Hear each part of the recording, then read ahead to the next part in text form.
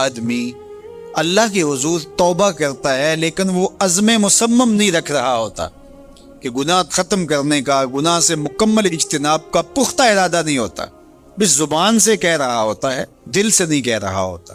توبہ یا اللہ میری توبہ، کوشش کر کے آنسو بھی لے آتا ہے کہ چلو میں شاید اللہ کو یہ بتا سکوں کہ میرے آنسو بھی نکل آئے، لیکن دل اس کا اس گناہ سے ہٹنے کا نہیں ہوتا ہے۔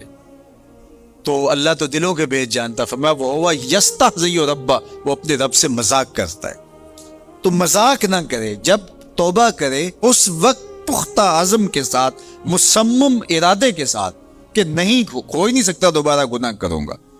بعد میں اگر اس سے ہو گیا تو وہ ایک الگ بات ہے، لیکن اگر اس نے کہا چلو میں توبہ کے لفظوں کی رسم تو ادا کرتا ہوں، قائم رہ سکا ٹھیک ہے، نہ رہ سکا پھر بھی ٹھیک ہے، اس گناہ کو چھوڑنے کو، رشوت کو چھوڑنے کو، برائی کو چھوڑنے کو جی نہیں چاہ رہا اس کا، لیکن وہ اوپر سے کہہ رہا ہے شبرات کا موسم ہے، سب رو رہے ہیں، سب توبہ کر رہے ہیں، چلو تم بھی ساتھ شامل ہو جاؤ، توبہ کے عنوان سے گفتگو سنیے، چلو توبہ توبہ پکار اٹھو۔ نہیں، ایسا نہیں ہے، وہ یستہزئ ربہ، وہ اپنے رب سے مذاق کرتا ہے۔ سچی توبہ کی 3 شرطیں میں نے بتائیں جو علماء نے بیان فرمائی۔ ایک تو گناہ ترک کر دے، ایک عزم مصمم کرے کہ آئندہ نہیں کروں گا، اور ایک جو گناہ کیا ہے اس سے اس کو شرمندگی ہو۔ کس سے شرمندگی؟ اپنے رب سے، لوگوں سے نہیں کہ پتہ چل گیا ہے۔ کچھ لوگ ہوتے ہیں جرم کرتے ہیں تو اچانک وہ راز فاش ہو جاتا ہے اور لوگوں میں رسوائی ہوتی ہے، تو پھر وہ پکا ارادہ کرتے دوبارہ نہیں کریں گے، تو وہ اس لیے کر رہے ہوتے ہیں کہ لوگوں کے سامنے رسوائی نہ ہو۔ لوگوں کے سامنے رسوائی کے ڈر کی وجہ سے نہیں، یا ایک منصب اچھا مل گیا ہے تو کہتا ہے یار آپ دیکھو نا، میں قاضی بن گیا ہوں، مفتی بن گیا ہوں، فقیہ بن گیا ہوں، اتنا بڑا شیخ بن گیا ہوں، تو اب اگر میں گناہ کروں اور پھر وہ لیک ہو جائے اور پتہ چل جائے لوگوں کو تو کیا میرے بارے رائے رکھیں گے؟ تو وہ صرف اپنے اس منصب کے لیے توبہ کر رہا ہے، حقیقت میں وہ اللہ سے شرمندہ نہیں ہے۔ تو علماء نے کہا کہ وہ پھر توبہ نہیں ہوگی۔ توبہ اللہ سے حیا آ گئی، اللہ سے شرمندگی کہ میرے مالک میں تیرا بندہ ہوں اور تیرے حکم کو توڑ رہا ہوں۔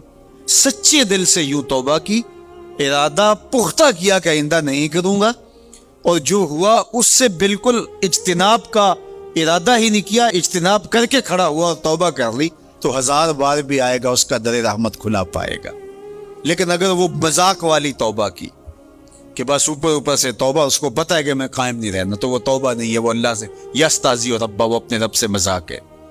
توبہ کی، پھر توبہ کی، توبہ کی، پھر توبہ کی، پھر توبہ کر کے توڑ دی، میری اس توبہ پہ توبہ توبہ توبہ کر اٹھی، تو یہ توبہ نہیں ہے۔ توبہ یہ ہے کہ بس پختہ ارادے کے ساتھ کی جائے۔ تو فرمایا کہ 100 بار توبہ شکستی باز آ، 100 مرتبہ بھی تو نے توبہ توڑ دی ہے، لیکن توبہ تو نے پکی کی تھی لیکن توڑ دی، واپس پھر بھی آ جا۔ وہ یہ نہیں کہے گا تو توڑ کے آیا ہے، اب تیرا اعتبار نہیں رہا، بے اعتبار، یا تیری توبہ قبول نہیں، تو 1000 بار بھی توبہ توڑ کے آیا ہے، مالک کی دہلیز پہ آیا، وہ کریم اتنا ہے پھر معاف فرما دے۔ اللہ اکبر۔ تو آئیے میں اور آپ پکا عزم کریں اپنے دل کے ساتھ کہ ہم اللہ کے حضور سچی توبہ کر کے اپنی زندگی کو اس کے راستوں پہ لے آئیں گے، اور اپنی خواہشات کو، اپنی تمناؤں کو، اپنی آرزوؤں کو شریعت بیضا کے مطابق ڈھالنے کی کوشش کریں گے۔ اللہ مجھے آپ کو توفیق عمل نصیب فرمائے۔ اللہ تعالیٰ نے 3 طرح کی مخلوقیں پیدا فرمائی ہیں۔ ایک مخلوق ایسی جس کو عقل و شعور کی دولت عطا کی گئی لیکن شہوات نہیں دی گئی۔ دوسری مخلوق جس کو شہوات دی گئی لیکن چراغ عقل و شعور سے بہرہور نہیں کیا گیا۔ تیسری مخلوق ایسی ہے جس کو عقل بھی دی گئی ہے اور شہوات کی آزمائش میں بھی جکڑا گیا ہے۔ جس مخلوق کو عقل و شعور عطا کیے گئے، شہوات نہیں دی گئیں، وہ فرشتے ہیں۔ جس مخلوق کو شہوات دی گئیں اور عقل و شعور کی دولت سے مالا مال نہیں کیا گیا، وہ چوپائے ہیں، بہائم ہیں، حشرات الارض ہیں، پرندے ہیں۔ اور جس مخلوق کو عقل و شعور کی دولت بھی دی گئی اور شہوات کی آزمائش میں ڈالا گیا، وہ حضرت انسان ہے۔ عقل و شعور کا چراغ بھی دیا گیا اور اس کو آزمائش کی بھٹی میں بھی ڈال دیا گیا۔ اس کی فطرت میں نور بھی رکھ دیا گیا اور برائی کی طرف رجحان بھی اس کی فطرت کے اندر موجود ہے۔ اگر یہ نیکی کرتا ہے تو اپنے رب کا فرمان بردار بندہ بنتا ہے اور اللہ اس پہ راضی ہوتا ہے، اور اگر گناہ کرتا ہے تو گناہ اللہ کے قہر و غضب کا سبب ہے۔ چونکہ اس کی فطرت کے اندر گناہ کرنا بھی ہے تو پھر کیسے ممکن ہے کہ اس سے گناہ سرزد نہ ہو؟ تو اگر کوئی گناہ کر بیٹھتا ہے، اس کو ایک خوبصورت راستہ دیا گیا کہ اس نے جو بھی کیا ہے ہو گیا اس سے، اب اپنے دستے دعا کو اٹھایا اور اپنے مالک کی حضور حاضر ہو جائے، عرض کرے مالک نادانی اور جہالت کی وجہ سے مجھ سے یہ گناہ سرزد ہو گیا، میں تیری بارگاہ میں حاضر ہوں۔ اللہ تعالیٰ پھر یہ نہیں دیکھتا کہ اس کے گناہ کتنے ہیں، یہ دیکھتا ہے کہ یہ آیا ہے میری چوکھٹ پہ، اور اللہ تعالیٰ اس کے پچھلے سارے گناہوں کو معاف فرما دیتا۔ جو صغیرہ گناہ ہیں وہ تو ساتھ ساتھ مٹتے رہتے ہیں، ہم نماز پڑھتے ہیں، وضو کرتے ہیں، نیک اعمال کرتے ہیں تو صغیرہ گناہ مٹ جاتے ہیں۔ بلکہ ایک روایت میں آتا ہے جب کوئی شخص گناہ کرتا ہے تو فرشتہ اس گناہ کو لکھتا ہے، حتیٰ کہ 5 گناہ وہ کر لیتا ہے تو فرشتہ 5 گناہ لکھ لیتا ہے، پھر وہ نیکی کرتا ہے۔ تو جو نیکی والا فرشتہ ہے وہ گناہ لکھنے والے فرشتے کو کہتا ہے آؤ سودا کر لیں۔ وہ کہتا ہے کیا سودا؟ تو وہ کہتا ہے کہ جب کوئی ایک نیکی کرے تو 10 نیکیاں میں نے لکھنی ہیں، میں 10 نہیں لکھتا 5 لکھتا ہوں، تو 5 گناہ مٹا دے۔ تو وہ برائیاں لکھنے والا فرشتہ 5 گناہ مٹا دیتا ہے اور یہ 5 نیکیاں لکھ دیتا ہے، اور اللہ تعالیٰ مومن کا معاملہ یوں ہی صاف فرماتا ہے۔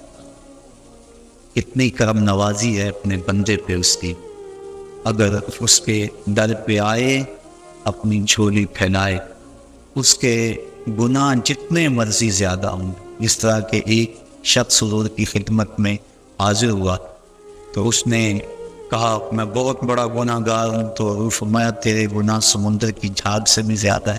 تو اس نے کہا ہاں زیادہ ہے۔ کہا زمین و آسمان سے بھی زیادہ ہے؟ کہا ہاں زیادہ ہے۔ پھر حضور نے فرمایا کیا تیرے گناہ اللہ کی رحمت سے بھی زیادہ ہے؟ اس نے کہا نہیں۔ تو اس کو مجدہ رحمت دیا گیا۔ تو اس کی حضور اگر کوئی جھولی پھیلاتا ہوا آ جائے تو اس جھولی کو خانہ ہی نہیں رکھا جاتا، مالک کے در پہ آنے والا اس کی رحمتوں کا حقدار ٹھہرتا۔ ارشاد فرمایا یا ایھا الذین آمنوا توبوا الی اللہ توبۃ نصوحا، اے ایمان والا اللہ کی حضور توبہ کرو۔ کون سی توبہ؟ توبہ نصوحا۔ اب توبہ نصوحا کیا ہے؟ مفسرین کے اس پر 22-23 اقوال موجود ہیں، لیکن حضرت معاذ بن جبل رضی اللہ تعالی عنہ حضور رسالت مآب صلی اللہ علیہ وآلہ وسلم سے روایت کرتے ہیں کہ آقا کریم کی خدمت میں ایک شخص حاضر ہوا، اس نے عرض کی مت توبۃ النصوح، حضور توبۃ النصوح کیا ہے؟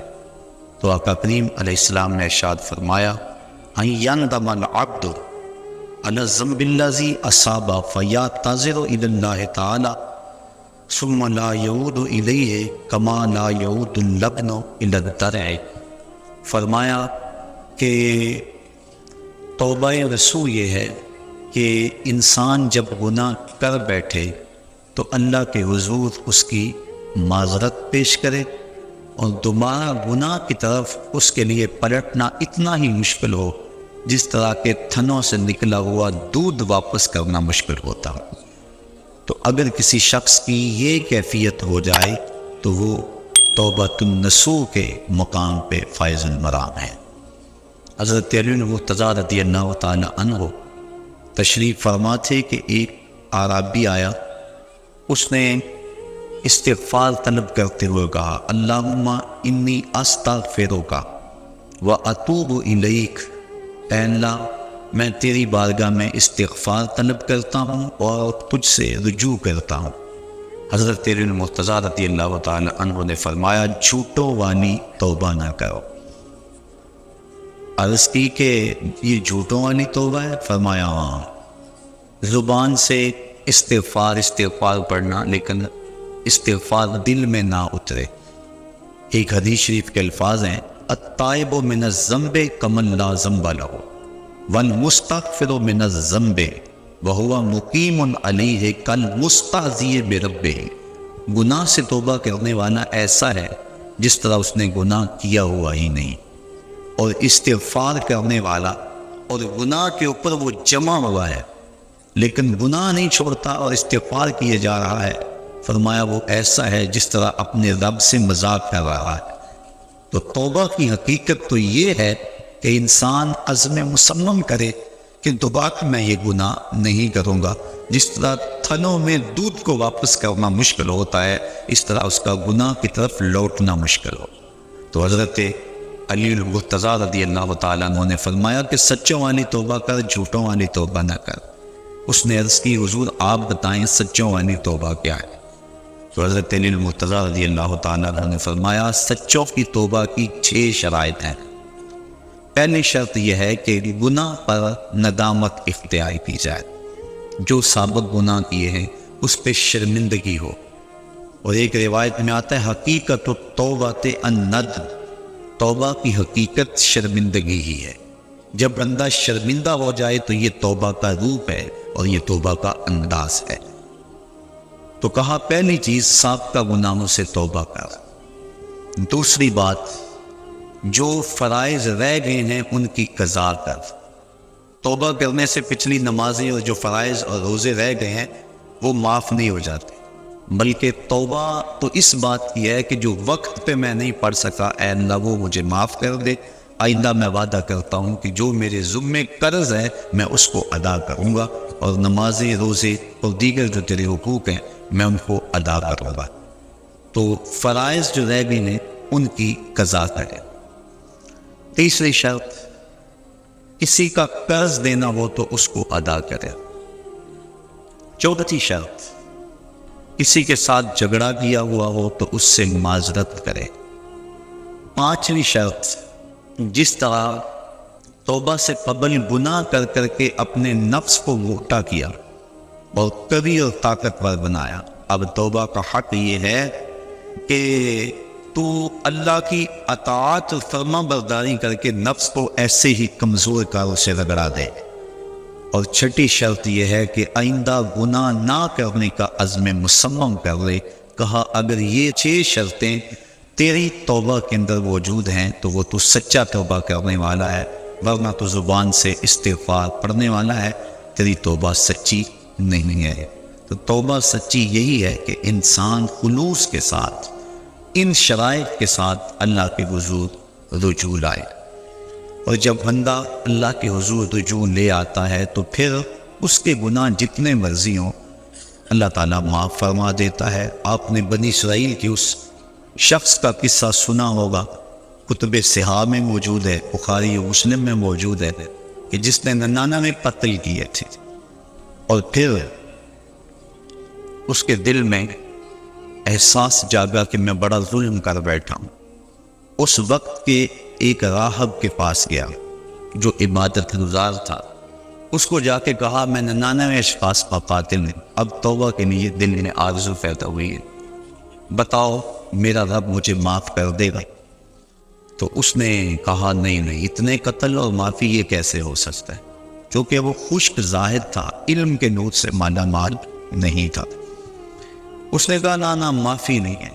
اس نے کہا جب معافی نہیں ہے تو 99 کیا اور 100 کیا؟ اس نے اس کو بھی قتل کر دیا، اور حدیث میں آتا ہے 100 کی تعداد پوری ہو گئی، لیکن دل میں جو امنگ پیدا ہوئی تھی، تڑپ تھی، وہ بدستور موجود تھی، وہ اس کو چین سے نہیں بیٹھنے دے رہی تھی۔ پھر کسی کے پاس گیا، مجھے بتاؤ میں توبہ کرنا چاہتا ہوں، کوئی راستہ بتاؤ۔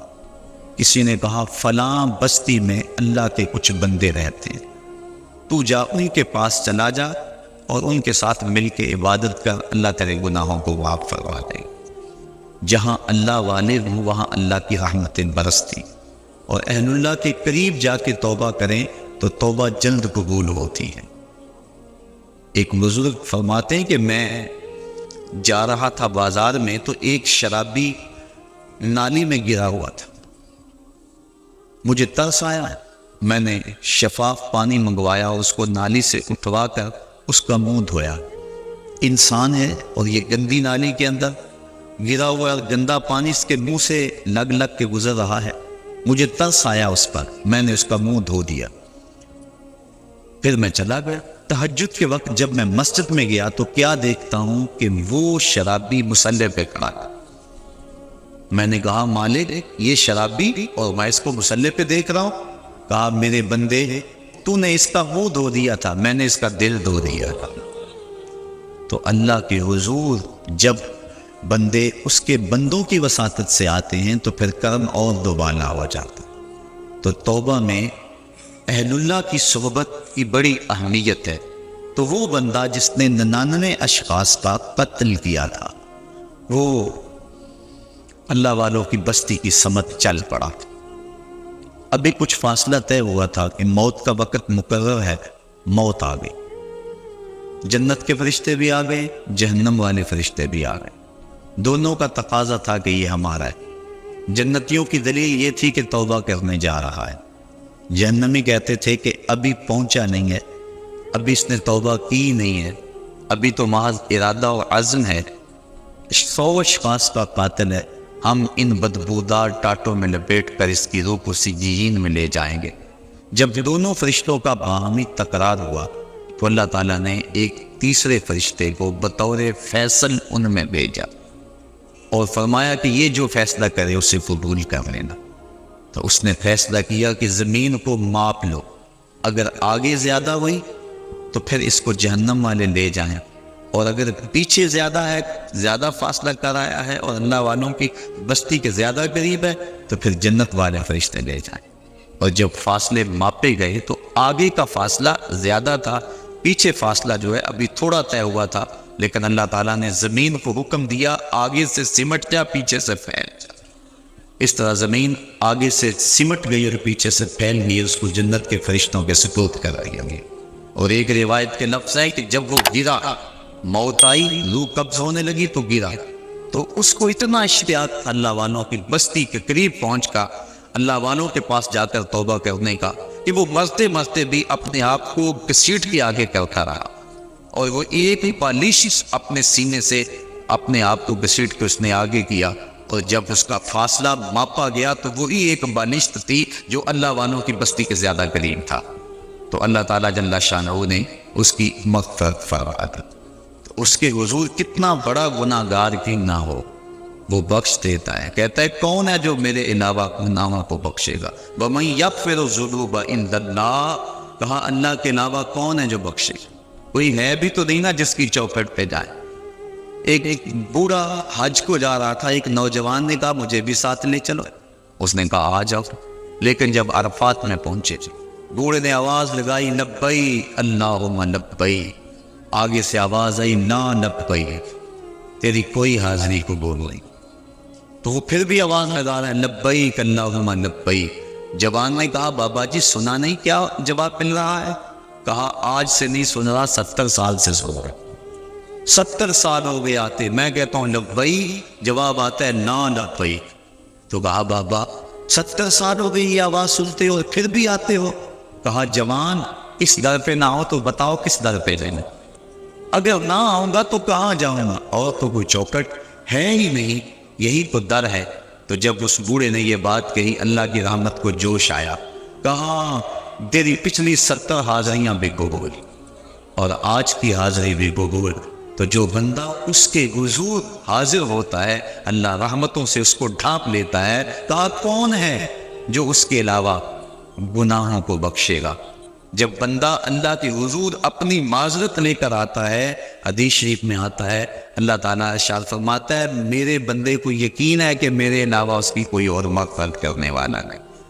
اللہ اکبر، آؤ تو صحیح، ہم تو مائل بکرم ہیں، کوئی سائل ہی نہیں، راہ دکھلائیں کسے کوئی راہ منزل ہی نہیں، کوئی آئے تو صحیح، کوئی ہاتھ پھیلائے تو صحیح، اس کے حضور آواز لگائے تو صحیح، وہ تو چاہتا ہے، حدیث شریف میں آتا ہے، فرمایا کہ بندہ سفر پہ جا رہا ہے اور بے آب و گیا صحرا ہے، اس کے اونٹ پر ہی اس کا توشہ ہے اور اس کا پانی اونٹ پر ہی ہے۔ راستے میں ایک شجر سایہ دار ملا اور وہ بندہ اونٹ کو وہاں کھڑا کر کے باندھ کے خود سستانے کے لیے، دوپہر کاٹنے کے لیے لیٹ گیا۔ اچانک اس کی آنکھ کھلی تو کیا دیکھتا ہے؟ اونٹ موجود نہیں ہے۔ صحراؤں میں اگر اونٹ گم گیا اور تو کہیں پانی ملے گا نہیں تو سیدھی سادھی موت ہے۔ وہ دائیں بائیں ڈھونڈتا ہے، تلاش کرتا ہے، لیکن اونٹ نظر نہیں آتا۔ وہ دوبارہ اس کے تنے سے ٹیک لگا کے بیٹھ جاتا ہے موت کے انتظار میں، کہ اسی اثنا میں اس کی آنکھ لگ جاتی ہے۔ پھر آنکھ کھلتی ہے تو کیا دیکھتا ہے کہ اونٹ ماں ساز و سامان کے سامنے کھڑا ہے۔ پھر بتائیے وہ بندہ کتنا خوش ہوتا ہے، اور خوشی میں کہتا ہے اللہم انتا عبدی وانا ربک، اے اللہ میں تیرا رب اور تو میرا بندہ۔ کہنا تو اس کو یہ چاہیے تھا کہ اے اللہ میں تیرا بندہ اور تو میرا رب، لیکن اس کو خوشی اتنی ہوئی، وہ کیا کسی نے کہا تھا کہ کسی کے آنے سے ایسے ہوش اڑے ساقی کے، شراب سیخ میں ڈالی اور بوتل میں کباب، الٹ گیا نا، خوشی اتنی ہو گئی۔ ہم اتنے خوش ہوئے کہ پریشان نظر آئے، تو ایسی حالت نہیں ہو جاتی ہے بعض بات۔ تو اس نے اس قدر خوشی اور مسرت کے عالم کے اندر کہا اللہم انت عبدی، اے اللہ تو میرا بندہ، وانا ربک، اور میں تیرا رب۔ یہ اس کی خوشی کا انداز شدت فرحت ہے جس کو حضور نے بیان فرمایا۔ فرمایا صحابہ بتاؤ اس کو کتنی خوشی ہوئی؟ عرض کی حضور بڑی خوشی ہوئی۔ فرمایا جب کوئی بندہ توبہ کے لیے اللہ کے در پہ لوٹ آتا ہے، اللہ اس سے بھی زیادہ خوش ہوتا ہے۔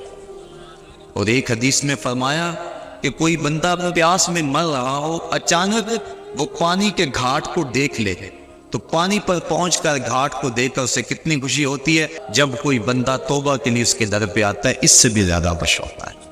تو وہ کہتا ہے آؤ میرے در پہ، میری رحمت کے دروازے کھلے ہوئے ہیں۔ بندہ دھکے سے جہنم میں چھلانگے لگاتا پھرتا ہے، لیکن وہ کہتا ہے نہیں نہیں، آؤ ایک مرتبہ تم بخشش مانگ لو، میں تمہارے سارے گناہوں کو معاف کر دوں گا۔ اللہ اکبر، اللہ اکبر۔ اب جو گناہ سے توبہ ہے اس کے بھی کئی درجے۔ کچھ لوگ تو ایسے ہوتے ہیں کہ جب ان کا راز فاش ہو جاتا ہے تو شرمندے ہو کے توبہ کرتے ہیں۔ بجلی چوری کرتا پکڑا گیا، اب کہتے یا اللہ میری توبہ، یہ توبہ نہیں ہے، یہ اپنی شرمندگی پر ایک اظہار ہے، بس یہ توبہ نہیں ہے۔ اور حضرت ذوالنون مصری فرماتے ہیں کہ کچھ لوگ آخرت میں گناہ کی جو سزا ہے اس سے بچنے کے لیے توبہ کرتے ہیں، یہ توبہ بھی محمود ہے۔ لیکن فرمایا جو خواص ہیں وہ اللہ سے حیا کی وجہ سے توبہ کرتے ہیں۔ اور ایک روایت میں آتا ہے کہ حضور تشریف فرما تھے، ایک حبشی آیا، اس نے عرض کی حضور میں بڑے گناہ کرتا رہا ہوں، کیا میرا اللہ مجھے معاف کر دے گا؟ فرمایا ہاں توبہ کرو اللہ معاف کر دے گا۔ وہ چلا گیا، تھوڑی دیر کے بعد پھر آ گیا اور پھر عرض کرنے لگا حضور جو میں گناہ کرتا رہا ہوں کیا میرا اللہ اسے دیکھتا تھا؟ فرمایا ہاں اللہ دیکھتا تھا۔ اس نے چیخ ماری اور مر گیا۔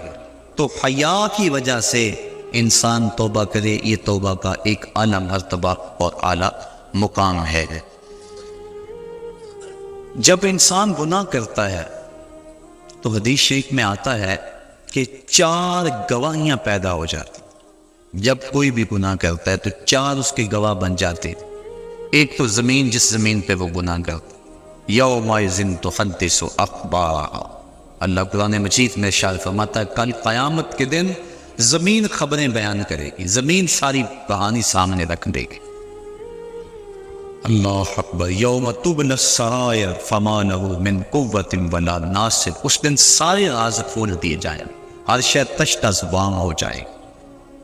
ایک تو زمین گواہ بن جاتی، دوسرا وہ فرشتے جو لکھنے والے کرامن کاتبین یعلمون ما تفعلون، جو تم کرتے ہو معزز فرشتے اس کو لکھ لیتے ہیں، ان کی بھی گواہی بن جاتی۔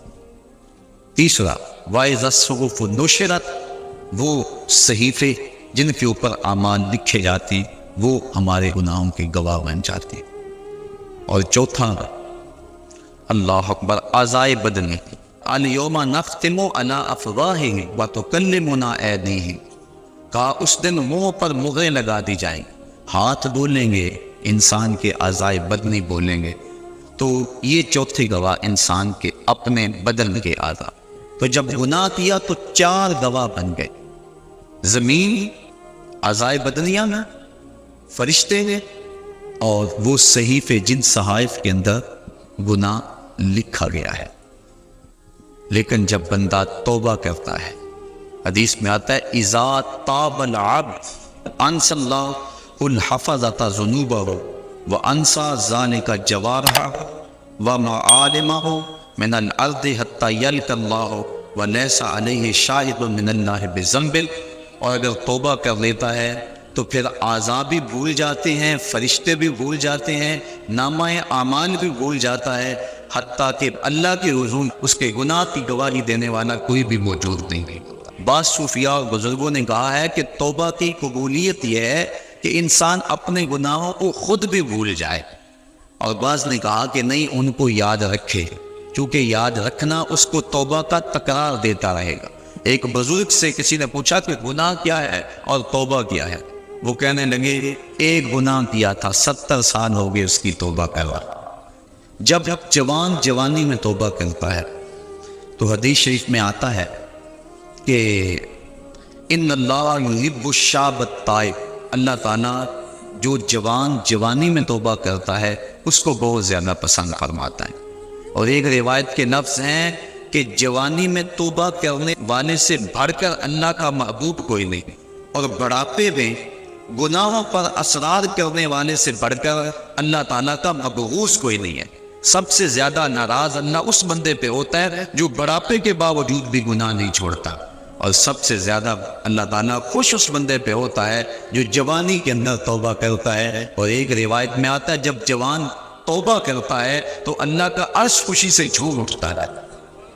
اور ایک روایت کے لفظ ہے وَالشَّابُ النَّشَأَ فِي عِبَادَةِ اللَّهِ، وہ جوان جس کی جوانی اللہ کی عبادت میں گزرے۔ فرمایا قیامت کے دن جب کوئی سایہ نہیں ہوگا، اللہ اس شخص کو اپنے عرش کا ٹھنڈا سایہ نصیب فرمائے۔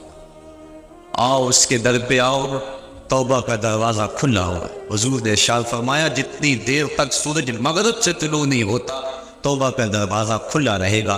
اللہ کے حضور گڑ گڑاؤ، اپنے گناہوں کی معافی مانگو۔ 2 قطرے ایسے ہیں جو رائے گاہ نہیں جاتے اور اللہ کے بڑے محبوب ہیں۔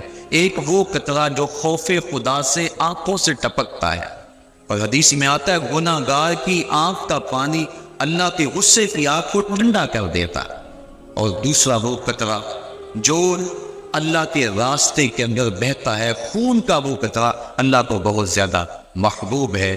تو وہ آنکھ جو اللہ کے خوف میں روتی ہے، جس کو اللہ کے خوف نے رلا دیا، لا خیر فی عین لا تبکی من خشیت اللہ، اس آنکھ میں کوئی بھلائی نہیں ہے جو اللہ کے خوف میں روتی نہیں۔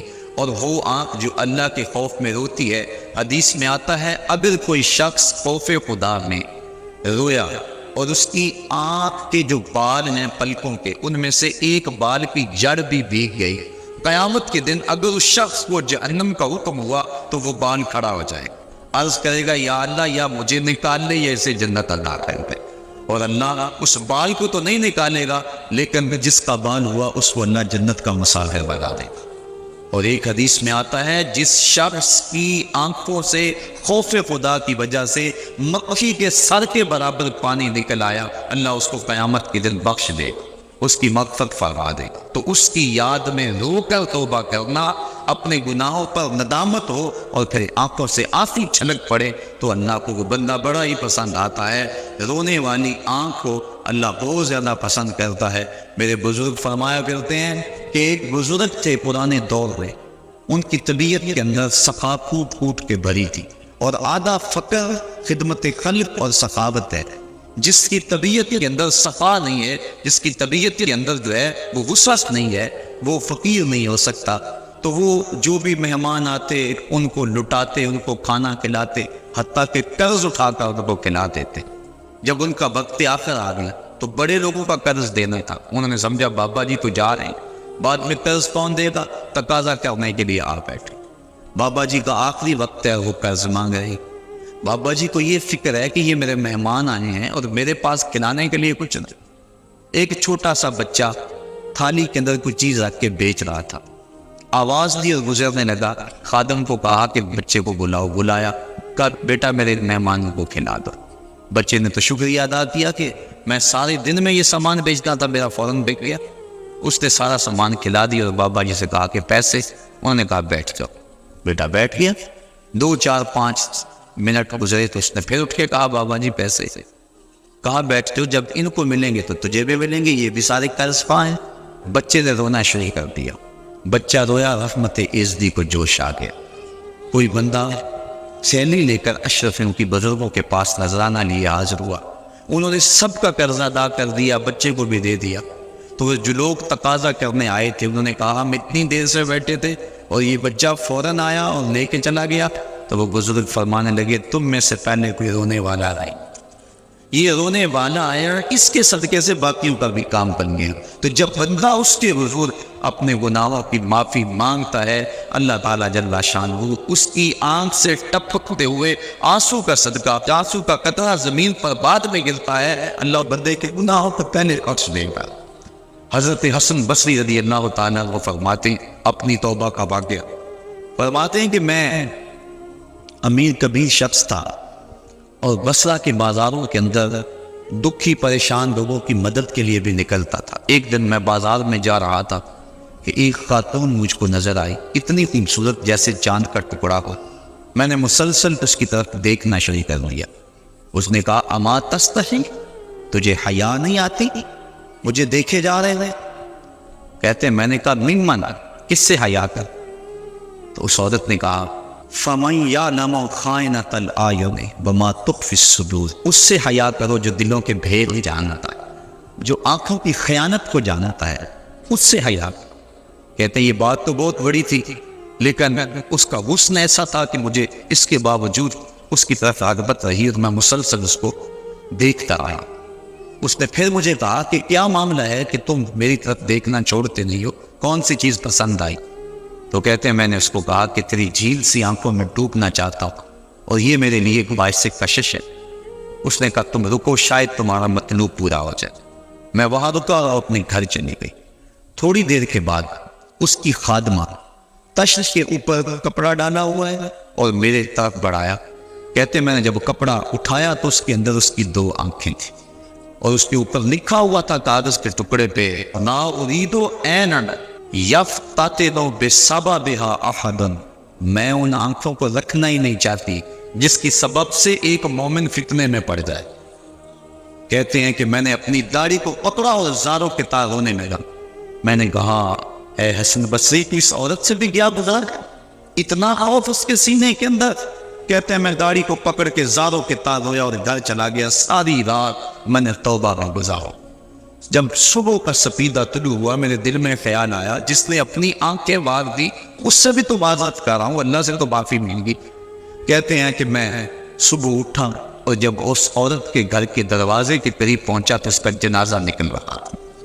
میں پھر بڑا پریشان ہوا، واپس آیا، سارا دن مشکل میں گزارا۔ رات جب میں سویا تو وہ عورت مجھے خواب میں ملی۔ میں نے کہا کہ مجھے کوئی وصیت کرو، تو اس نے کہا اذا قنوتا فاذکر اللہ، میں تجھے وصیت یہ کرتی ہوں جب تم تنہائی میں ہوا کرو تو اللہ کو یاد کیا کرو۔ وَإِذَا أَصْبَحْتَ وَأَمْسَيْتَ فَاسْتَغْفِرِ اللَّهَ وَتُبْ إِلَيْهِ، اور جب تم صبح کرو یا شام کرو تم استغفار پڑھا کرو اور اللہ سے توبہ کیا کرو۔ حضرت حسن بصری فرماتے ہیں کہ اس عورت کا یہ عمل مجھے توبہ کے راستے پر ڈال لیا، پھر وہ حسن بصری زمانے کے امام اور مقتدا بنے۔ تو انسان جب عبرت حاصل کرنے پہ آتا ہے تو ایسے اسباب اس کے لیے مہیا ہو جاتے ہیں، توبہ کرنے میں دیر نہیں کرنی چاہیے۔ بعض بات بندہ سوچتا ہے کہ ابھی میرے بڑے کام پڑے ہوئے ہیں، جب میں بوڑھا ہوں گا میں ریٹائرمنٹ لے لوں، میں بچوں کی شادیاں کر لوں، بس پھر فراغت ہو جائے گی، بچے کاروبار سنبھال لیں گے، پھر میں ہوں گا، مسجد ہوگی۔ یہ ایسا بندہ کہہ رہا ہے جس کی ملک ایک سانس بھی نہیں ہے، جو ایک سانس کا بھی مختار نہیں ہے، اور ایسے بات کر رہا ہے جس طرح سب کچھ اس کے قبضے میں ہو۔ تو توبہ کے اندر تاخیر نہیں کرنی چاہیے۔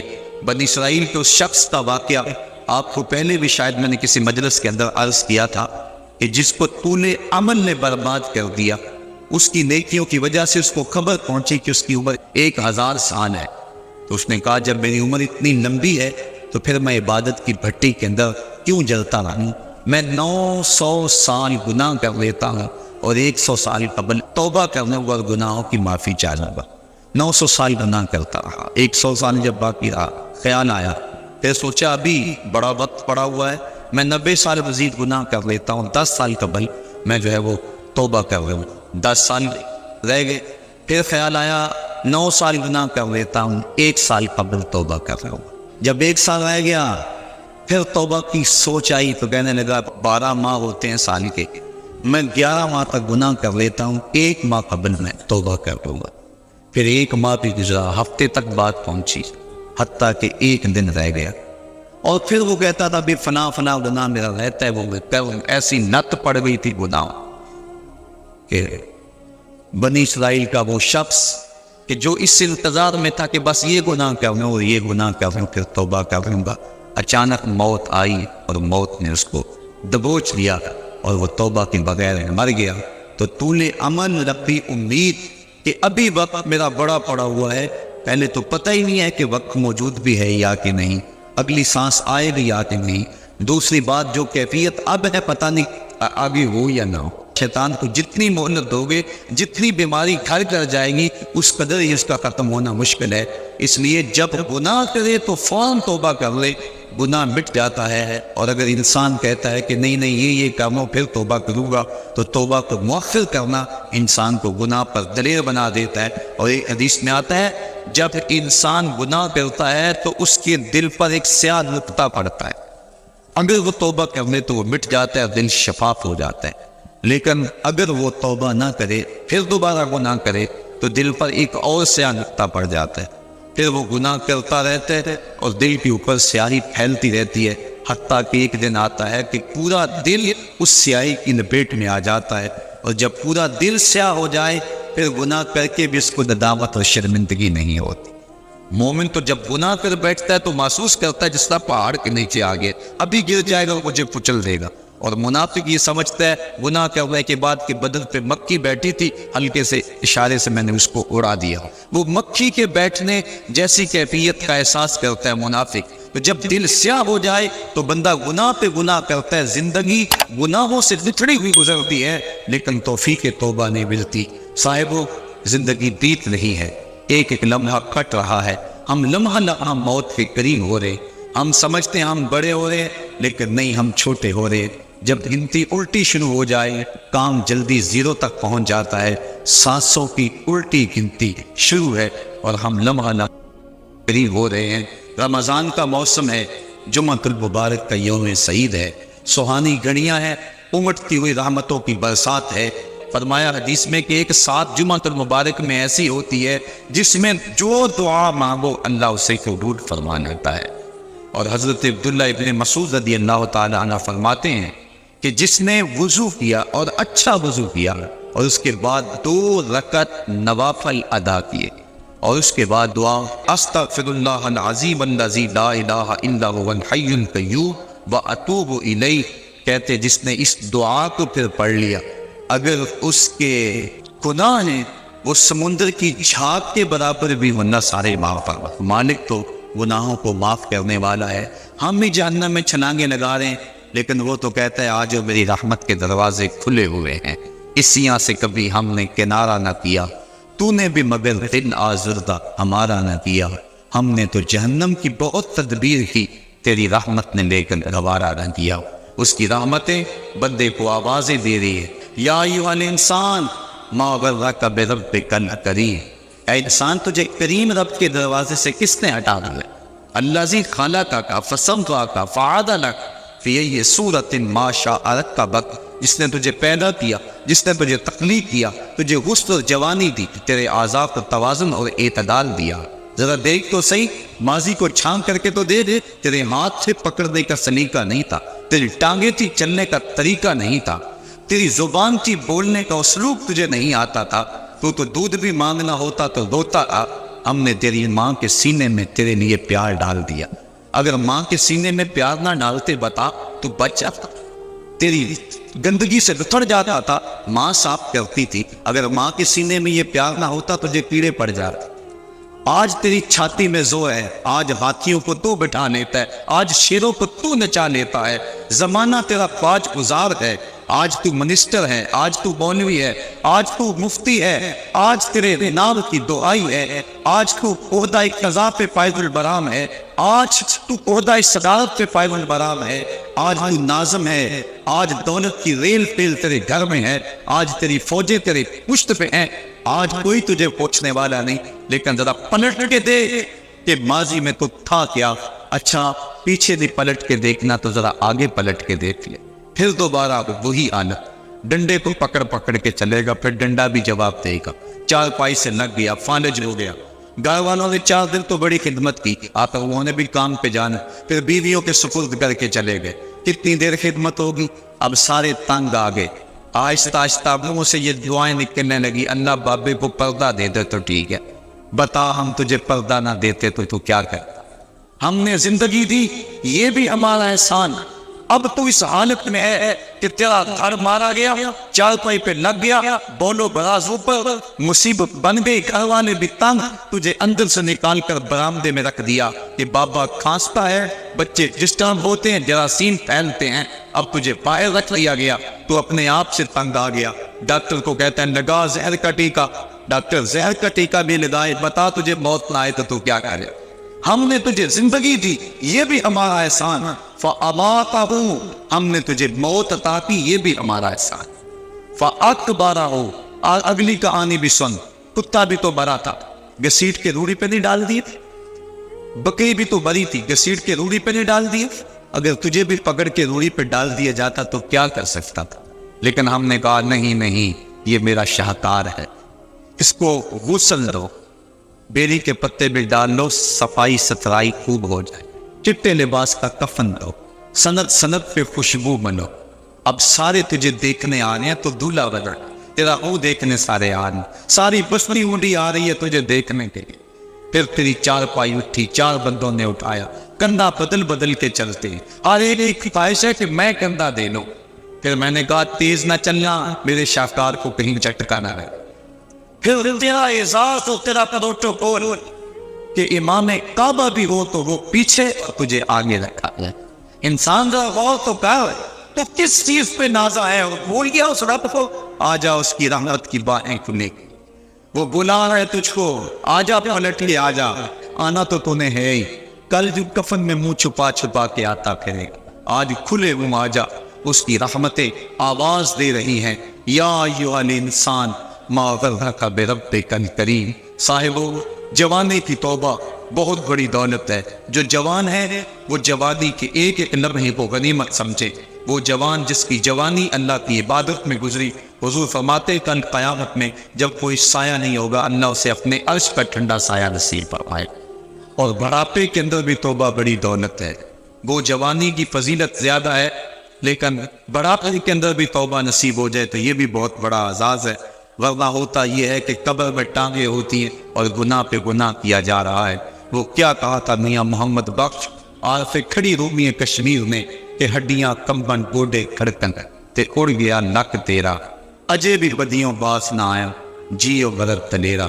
اے انسان کدھر بھٹک رہا ہے، مالک تجھے آوازیں دے رہا ہے، کبھی بھاگے ہوئے کو بھی یوں آوازیں دی جاتا ہے، کبھی در چھوڑ کے بھاگنے والوں کو بھی یوں بلایا جاتا ہے، لیکن کہتا ہے توبوا الی اللہ، آ جاؤ، میری رحمت کے دروازے کھلے ہوئے ہیں، ابھی مغرب سے سورج طلوع نہیں ہوا، میرے بندے جب تم توبہ کا ہاتھ پھیلائے گا، میں تیرے گناہ جو ہے وہ فرشتوں کے خیالوں سے بھی مٹا دوں گا، نامہ اعمال سے بھی مٹانا ہوگا، جو زمین گواہ بنی ہے وہ بھی گواہی دینا بھول جائے گی، تیرے اعضاء بھی بھول جائیں گے، گناہ تجھے بھی یاد نہیں رہیں گے، اور ان 4 گواہوں کو یاد نہیں رہیں گے۔ کل قیامت کے دن جب رب کے حضور ملے گا تو کوئی گواہ تیرے گناہوں کا وجود نہیں ہوگا۔ آ تو صحیح، چگنی پھیلا تو صحیح، ہم تو مائل بکرم ہیں، کوئی سائل ہی نہیں، ہم تو مائل بکرم ہیں، کوئی سائل ہی نہیں، راہ دکھلائیں کسے، کوئی راہ روے منزل ہی نہیں۔ آؤ، توبہ کا دروازہ کھلا ہے، اس کی رحمتوں کا دروازہ واہ ہے، اس کی کرم نوازیاں تمہیں آواز دے رہی ہیں، جھجک آتی ہے اس کے در پہ آتے ہوئے، چلو میرے نبی کا وسیلہ لے کر آ جا۔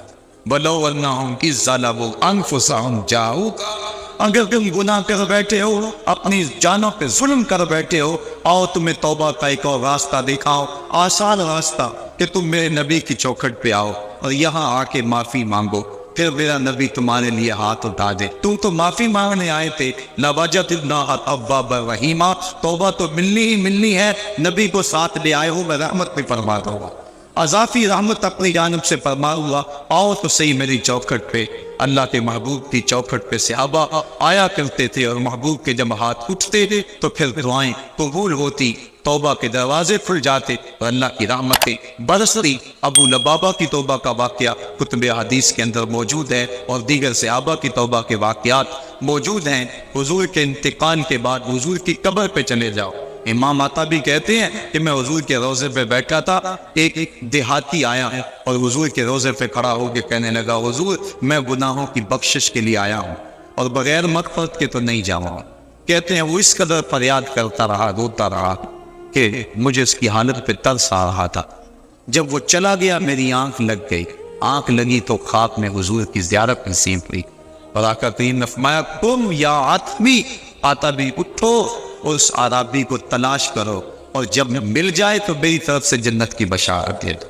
اور صاحب مدارک نے ایک روایت لکھی ہے کہ ایک شخص حضور کے روضے پہ آیا اور حضور کے مبارک روضہ کی مٹی کو، تربت نور کو اپنے سر میں ڈال رہا ہے، اور کہتا ہے میں تو گناہوں کی بخشش کے لیے آیا۔ یہ حضور کے انتقال سے 3 دن کے بعد کا واقعہ ہے۔ وہ کہتا ہے میں تو مغفرت کے بغیر جانا ہی نہیں ہے۔ وہ تو چلا گیا لیکن یہ جم کے بیٹھ گیا، غنی کے در پہ ڈیرے جما دیے، کہا میں تو نہیں جاؤں گا جب تک میری مغفرت نہ ہو۔ فنودی من القبر انہ قد غفر لک، صاحب مدارک لکھتے ہیں گنبد خضرا سے آواز آئی، جا تیرے گناہوں کو معاف کر دیا گیا۔ مجرم ہو تو منہ اشکوں سے دھوتے چلے آؤ، آؤ در طباب پہ روتے چلے آؤ۔ قرآن میں مذکور ہے بخشش کا طریقہ، سرکار کی دہلیز سے ہوتے چلے آؤ۔